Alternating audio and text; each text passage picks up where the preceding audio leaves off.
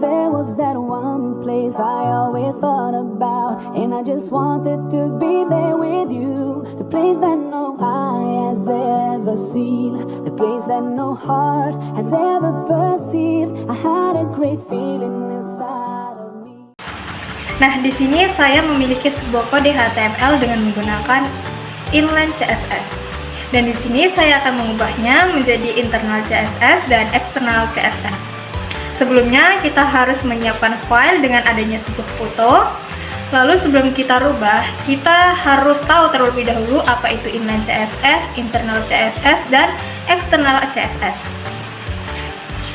Ya, inline CSS itu adalah sebuah kode CSS di dalam text stylenya ada di dalam tag body di sebuah halaman web HTML. Lalu internal CSS adalah kode CSS di dalam tag stylenya itu di dalam bagian head di sebuah halaman web HTML.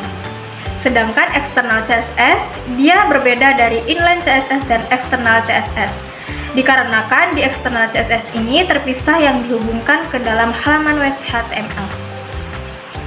Baik, langsung saja kita lihat bagian yang menggunakan inline CSS. Lalu kita simpan ke dalam file yang sudah kita sediakan sebelumnya dengan nama inline HTML. Lalu beginilah hasilnya.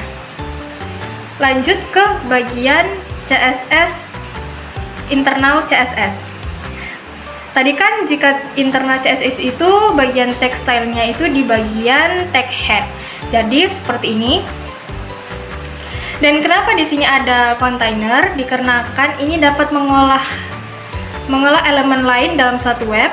Dan ada juga kontainer IMG, ini juga mengelompokkan bagian gambar dalam satu halaman web. Lalu kita simpan dengan nama internal HTML. Nah, beginilah hasil dari yang menggunakan internal CSS. Lanjut ke bagian external CSS. Sebelumnya sudah diberitahu jika external CSS itu terpisah, maka dari itu bagian CSS-nya akan seperti ini. Lalu kita simpan dengan nama style.css. Setelah sudah tersimpan, kita masuk ke dalam halaman webnya. Karena sebelumnya kita sudah membuat CSS-nya, maka di sini akan kita panggil sesuai dengan nama CSS sebelumnya. Namanya itu tersimpan dengan nama eksternal. Tampilannya akan seperti ini.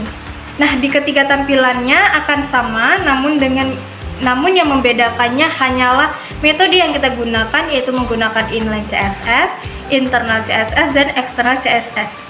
Baiklah, sampai di sini saja yang bisa saya jelaskan. Terima kasih.